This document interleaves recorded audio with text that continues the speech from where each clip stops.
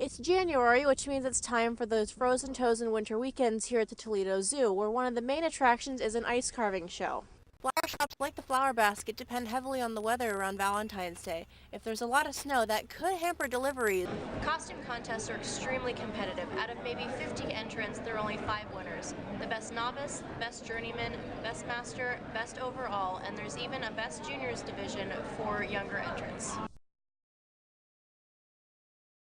Viva Velez and the Velvet Hearts caused a stir in celebration of Women's History Month. The feminist burlesque and drag king show is put on by the performance group based out of Columbus.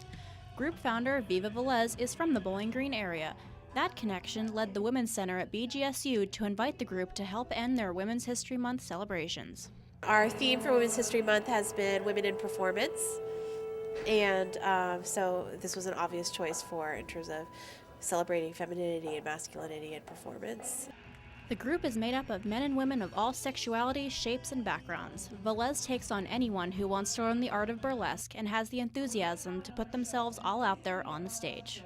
Feminist burlesque challenges gender norms. Performers are empowered through embracing their sexuality in this different style of performance.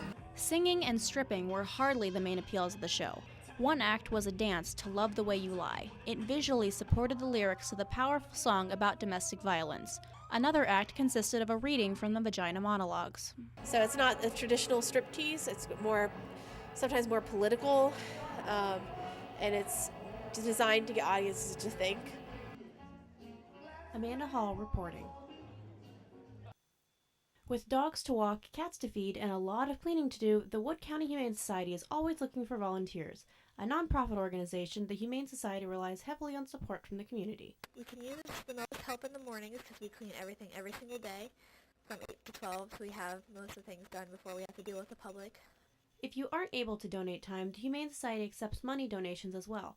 Being nonprofit means that they accept no government funding and everything they make goes back into the Humane Society. Yes, we have a few fundraisers throughout the year. A few of our big ones are the Mutt Strut and the Wine and Cheese. The Mutt Strut was during the summer, and the Wine and Cheese is normally March, April. The Wood County Humane Society is always looking for volunteers and who want to help out their furry friends. The Humane Society schedules their volunteers based only on when they have time to work. Amanda Hall reporting. Pemberville is infamous for the amount of flooding that happens annually. This year broke many records for snowfall, and all that snow is starting to melt. Dr. Chris Toe explained why Pemberville should expect more flooding than usual this spring. We have models that tell us how much of the precipitation is going to be absorbed by the ground, and if we're already at full, we're in a surplus situation, then we start getting everything that's run off. The Blanchard River is right off of Main Street, but flooding won't be the only hazard to watch for. Another thing to watch out for at this time of year, especially with high wind things, is because the ground's so saturated. You have trees fall over, and we're not talking about breaking off trees, but just uprooted trees because the ground's so soft. Never drive through floodwaters. Dozens of people in the United States die every year from being swept away in their cars by floodwaters. The combined snowmelt, in addition to the coming spring rains, could lead to a tough year for Pemberville. Amanda Hall reporting.